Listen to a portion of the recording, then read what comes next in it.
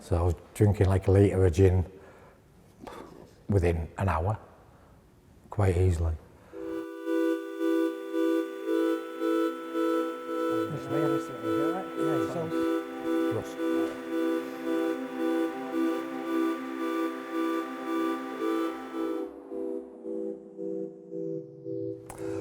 When was the first time you used drugs or drink?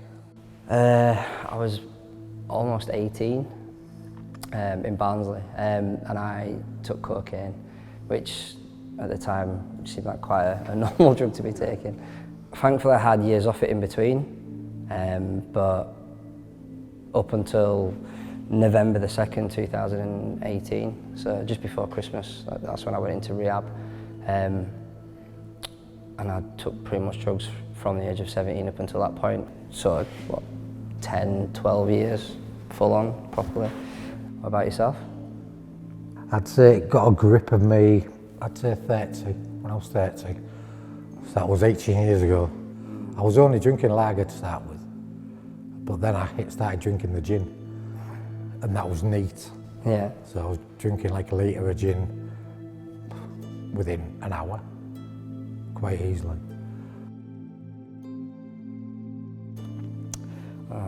What was your lowest moment? That's a good one. When I tried to commit suicide in my car, I put the hose pipe into the exhaust, put it through the window, and then about 5 minutes later, a police van pulled up and dragged me out the car. That was the lowest point. My career kept me clean during the week, but not at the weekends. But then when I had no job, I had no career, I didn't have anything really to get up for anymore. And then I went from being like quite popular and having loads of friends to just being sat in my car, like just wishing that I'd just take another line and it'd kill me. Unless you're actually in it, it's very hard for somebody to help you. How did your addiction affect your family? At the start, not so much. Not so much because I could control it. And I was a secret drinker. Right. Oh, so I thought. But it turned out everybody did know. I used to be really outgoing. I used to be out every night and be in a pool team, and going around and visit families. And I became unsociable. I think that's when people started to say, why are you coming? Because I'd have to have about 20 cans before I even got there. I stopped getting invited in the end. The addiction started to affect my job by me either not turning in, or I was always thinking of an excuse. I went as far as to go say, like, put orange peel in my eye and say I've got conjunctivitis. I'll have to go home, you know what I mean, just to get that drink. My wife left me. I've got a 19-year-old daughter now, and unbeknownst to me, she realised when she was, I'd say about 8 or 9, that I had a drink problem. Ketamine was like my main sort of poison. I've always led quite an active lifestyle. I've always took part in loads of stuff, hobbies and stuff that I enjoy, and I kind of stopped doing things that made me happy. Family was the main thing. I'm always really close to my family, and I just stopped ringing them, stopped answering the calls. Drugs was first and foremost, and then it was make time for my girlfriend or my nephew or my mum or my brothers and sister or whatever it was. But after a point, they kind of give up on you as well. How did your addiction affect your love life? Apart from the obviously physical side of it as well, I was in too much pain to ever kind of have sex or anything like that. I had that low self-esteem myself. I couldn't get aroused until I'd had a skinful. But obviously now looking back, I'm thinking, who wants to sleep with somebody who was wrecked out there? It was me. Describe the feeling you had whilst using. Oh God. In the beginning, like the honeymoon period, which probably lasted for about 4 or 5 years, I loved taking drugs. I'd take it and then I'd like literally pass out and get carried out of a nightclub or have no actual I would not have known what I did for the past hour or two. It's referred to as a ket hole, so you'd go into, or a K hole or other nicknames it's got, and you'd literally look like a zombie. you'd just be like that, and you'd do the weird things with your hands and your legs, and just not give a shit about anything. Kind of like a comfort blanket, is the best way. It's like you're wrapped in cotton wool, but I'd say for the last 5 or 6 years it hasn't been enjoyable at all. Yeah, like say the honeymoon, innit? We used to go in the same pubs, drinking, getting hammered, so we knew everybody, so our status was quite high, and I must admit I thrived off it. Going, pulling beds, and I just thrived on it. It's just such a thin line though, from going from loving it to... Because you're enjoying it, you kind of don't want to stop, but then when you realise that you need to stop, it's impossible to stop. It used to shut my head up, so like I couldn't function until I had it, and then I'd be at rest for about 30 seconds and I'd be like, oh fuck, I hate it. I just hated it. I pushed my daughter away. We did everything together until my addiction kicked in. Football, you name it. Me and her was best buddies. We did everything together because I couldn't let her see me, her dad, as I was.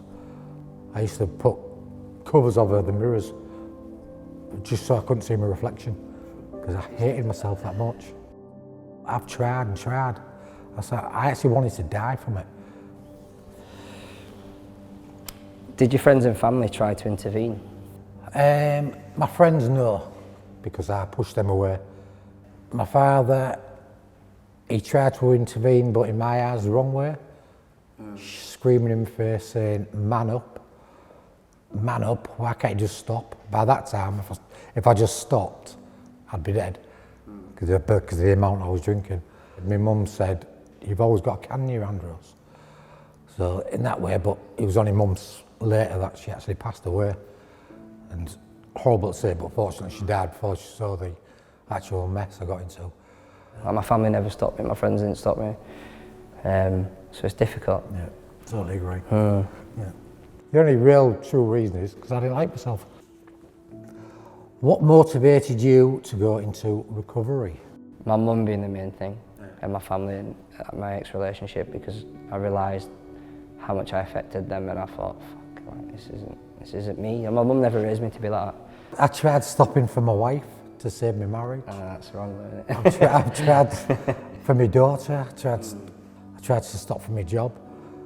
I just couldn't stop for anything. And then somebody, I can't even remember his name, he said to me, why don't you think you deserve to be happy? And to be honest, I couldn't answer him. It was days, it was just going on in my head, and I thought, yeah, I do deserve to be happy. And I actually was talking to him the next week, and he said, so what are you going to do then? How will you become happy? I said, oh, I've got to kick this, haven't I? And that was the moment. Once you're happy for yourself, the rest will follow. What's the common misconception of addiction? Nobody wants to be an addict. Most people get into addiction to block things out, to hide from things. I think everybody assumes that if you're an addict, that, I don't know, even saying it, but like you're homeless and you run around and you're stealing. You're already marginalised as it is being an addict. So when you're already in that little bracket and then people are sort of keeping you at arm's distance even more, it actually makes the problem worse. Especially for the last 6 months of, like, before I went into rehab. I'd literally be up scanning Facebook to see which drug dealers are awake or where I could go and get drugs. My first week was hell. The first few months of being clean was hell. I suffered in crowds, I suffered with sort of like social anxiety, being in big open spaces. That must be a difference between withdrawal from alcohol and, and drugs. drugs. There's no withdrawal from ketamine, but I can assure you there is. So once that alcohol was out of my system and I could socialise with like-minded people in addiction like myself, after a day I was waking up fresh, appetite back. Now I'm getting invited to all the very usual things, the barbecues, the weddings, all the things all the things I want, and now I can go there with a sober face.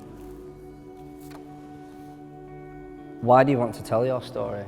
I need reminding of how bad it actually was. Because some days I do think, do you know, this has been a doddle, this has been so easy, this recovery, like.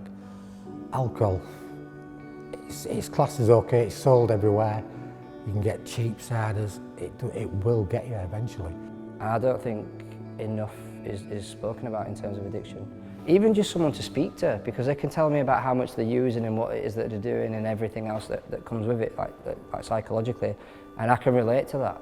I'm on the phone or getting texts every single night of people, and a lot of the time when I'm on the phone, I don't actually say anything. Because I remember when I was in addiction, I just wanted to be heard. Because sometimes there isn't an answer. I can't give them an answer. But only they know the answer. I can give them advice. And to be honest, there's no better feeling than somebody to say, I didn't drink today because of you. And I always say, no, you didn't drink because of yourself. You didn't pick the drink up. Like, as long as I can remain completely abstinent, then I think everything else kind of falls into place. I kind of just do things that I enjoy, and some things that I don't enjoy as well. But I need to do it to keep me clean and to keep me aware and keep me alert around the dangers of falling back into addiction.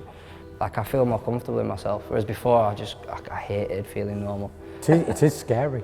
Thinking life without your addiction, it is terrifying. Finding yourself again. And I'm not controlled by addiction anymore, which is key. We've both got choices now. Yeah, I have a Where choice. before, in addiction, you've got no choice.